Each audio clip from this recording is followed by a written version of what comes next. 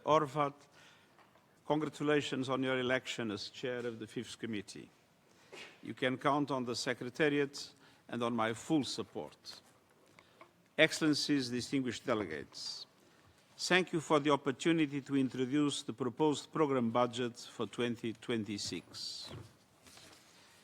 I present it in a truly unique context of the UN80 initiative, driven by a strong sense of urgency and our clear ambition to make the Secretariat more effective, agile, resilient and cost-efficient. The proposed programme budget for 2026 comprises three parts. Part 1, the plan outline, comes before you only once every 3 years.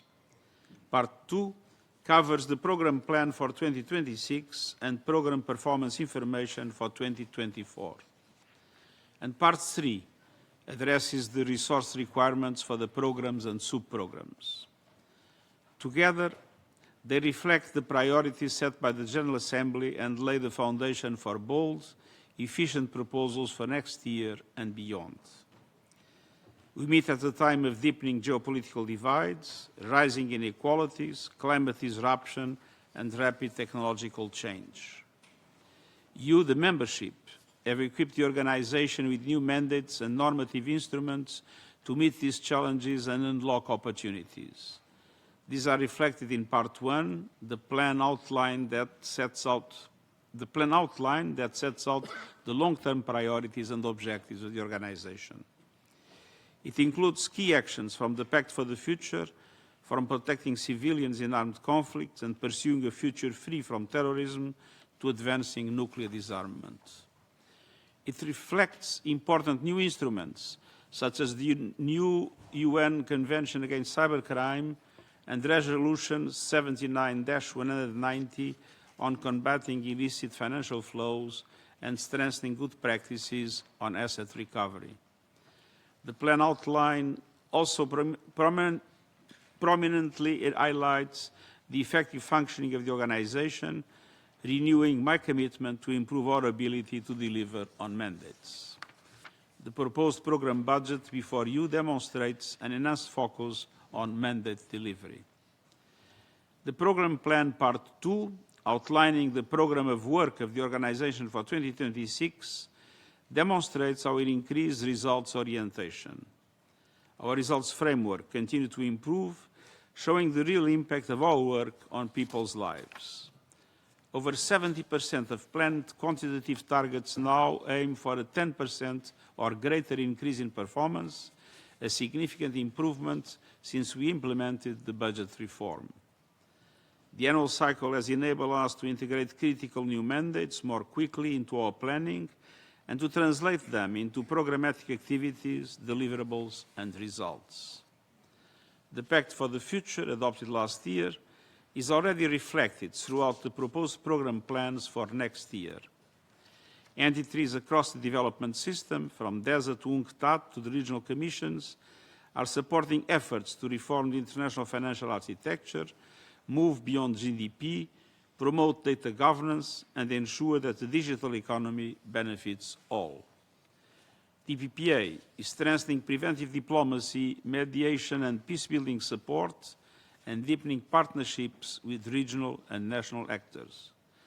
Together with EPO, they are embedding the Women, Peace and Security and Youth Peace and Security agenda across their work, ensuring that peace efforts are inclusive, sustainable and responsive to the needs of all. The Office of the United Nations High Commissioner for Human Rights is expanding its regional presence to deliver mandates more effectively and efficiently.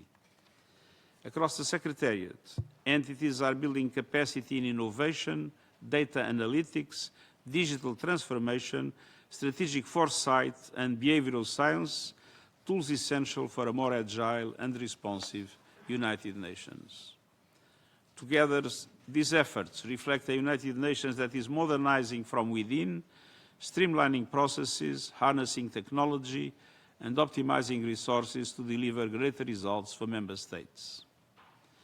Madam Chair, distinguished delegates, since the start of my mandate, I have pursued reforms to make our organisation more modern, effective and cost-efficient. These efforts continue.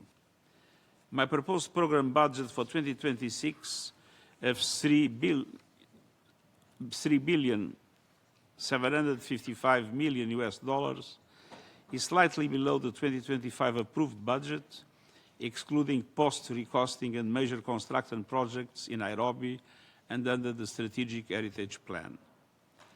This figure includes funding for 37 special political missions, reflecting a net decrease due to the liquidation of the United Nations Assistance Mission for Iraq and the planned drawdown of the United Nations Transitional Assistance Mission in Somalia. The proposed budget provides for 14,275 posts and reflects our commitment to advance the three pillars of our work: peace and security, development and human rights in a balanced manner. We propose to continue supporting the resident coordination system with a $53 million commitment authority for 2026, identical to 2025. The $50 million grant for the Peacebuilding Fund is also maintained. The proposed increase of $2 million for the regular program of technical cooperation will mainly fund the establishment of a harmonized fellowship program across the 5 regional commissions, a 60% increase since 2019. We also propose to strengthen OHCHR's regional presence, notably in Addis Ababa, Bangkok, Beirut, Dakar, Panama City, Pretoria, and Vienna, consistent with Member States' request under the Pact for the Future. Madam Chair, while we strive to make our organization more efficient and effective, reform is ultimately about people. My budget proposal continues to advance my vision for UN 2.0, building a forward-thinking workforce culture empowered by cutting-edge skills. As reflected in the Global Digital Compact, harnessing digital technology is central to this transformation. Gender equality and geographical representation remain top priorities.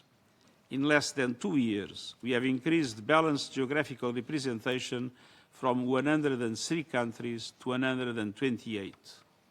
And we have maintained gender parity at senior levels and are on track for full parity across the organization before 2028. We will continue working towards parity at every level and entity, ensuring our workforce truly reflects the diversity of our membership. These efforts also depend on our ability to recruit external candidates and fill vacancies in the context of a liquidity crisis.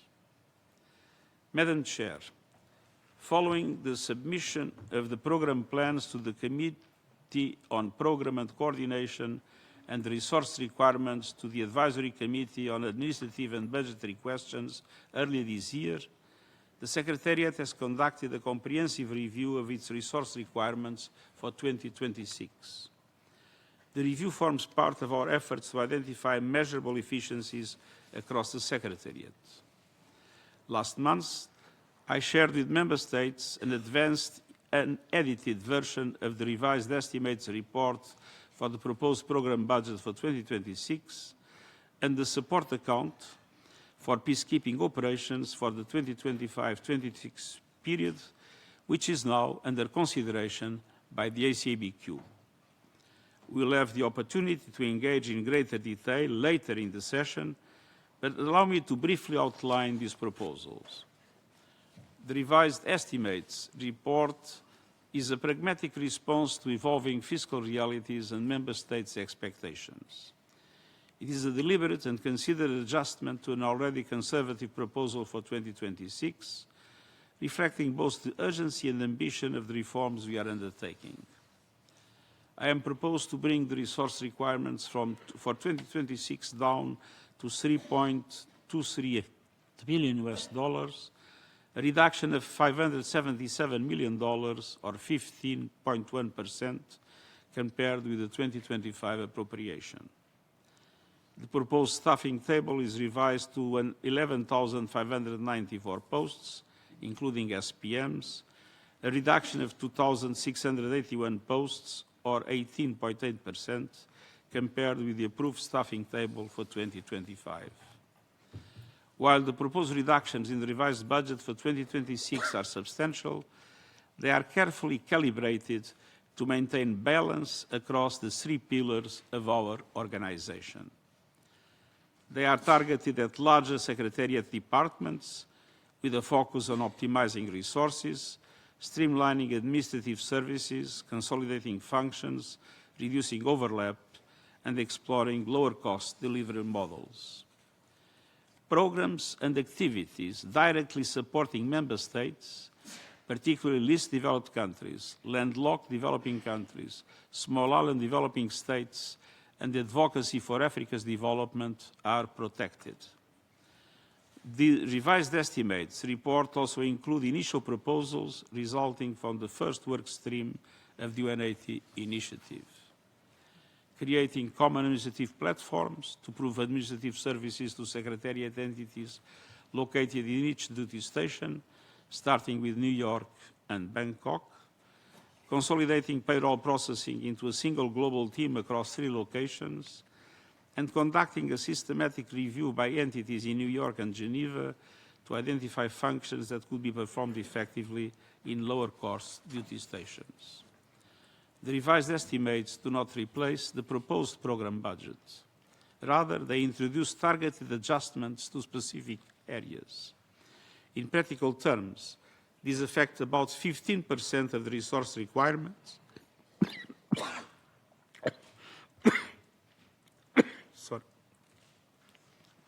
while 5% of the proposed resources in the initial proposal remain indispensable. Thank you very much.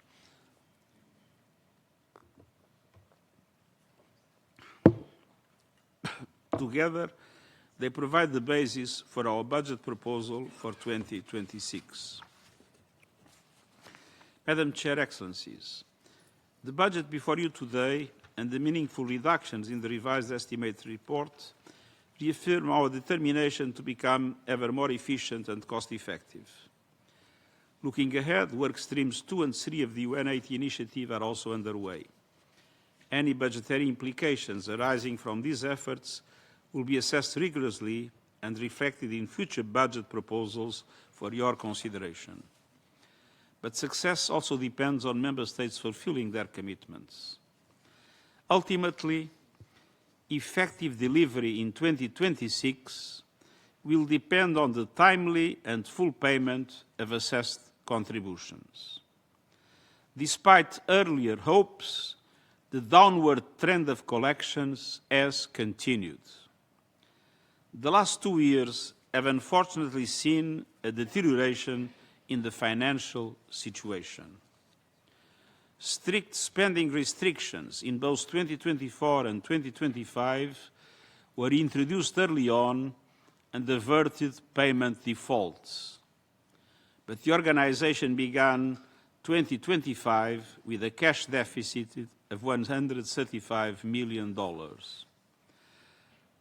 Higher arrears of $760 million as of the end of 2024, the majority of which were not recovered, and a large chunk is very, I would say, unlikely to be recovered, coupled with $89 million of credits to Member States as part of their 2025 assessments, mean that we will collect less than the approved budget for 2025, even if Member States pay their contributions in full this year. In early March, we set a spending reduction target of $600 million for 2025, nearly 17% of the budget. Without these restrictions, we would have run out of cash by August, jeopardizing the high-level week and having dramatic consequences on salaries for our staff. By the end of September, we had collected only 66.2% of the year's assessments, compared to 78.1% of last year at this time. Today, in the last quarter of 2025, we still have significant uncertainty about the collections for the year.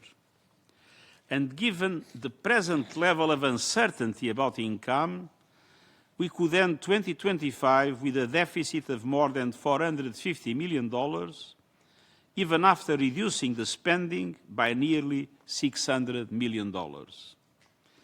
This will wipe out nearly all our liquidity reserves and leave us highly vulnerable to any delays in collections next year. We are also required to return $300 million in credits to member states at the beginning of 2026. That represents nearly 10% of the budget for 2026 that we will not collect, even if our member states pay their dues in full. But uncertainty about collections and any delay in collections early in this year will force us to reduce spending even more. We will again spend less than the budget in 2026 because we did not collect enough. And that will probably lead to a collapse of the regular functioning of our organization.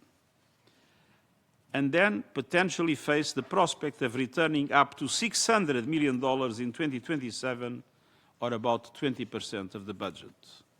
That means a race to bankruptcy. Unless arrears are substantially reduced or the return of credits is suspended, this will constrain the implementation of the program budget before you. Drastic cash conservation measures will again be inevitable next year to avert a payment default and threaten the core of our activities unless collections this year are sufficient to replenish the liquidity reserves. And that is why I have once again proposed that the General Assembly temporarily suspend the return of credits against the 2026 assessment, creating naturally an account in which the rights of countries to receive back that money as soon as it is available will take place. My report on improving the financial situation of the United Nations, fast-tracked earlier this year for your consideration, proposes a mechanism to suspend credit returns whenever liquidity shortfalls threaten full budget implementation of the following year. The membership did not reach a decision, and the report was deferred to this session.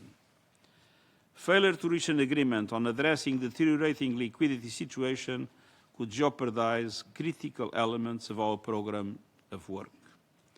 So once again, I urge member states to consider these proposals carefully and to meet their financial obligations in full and on time.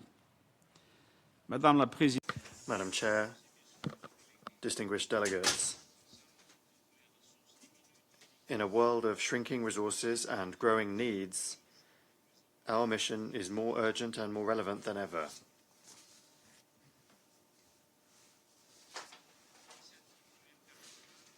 The UN 80 initiative aims to chart a path towards a more agile, resilient, and fit-for-purpose organization.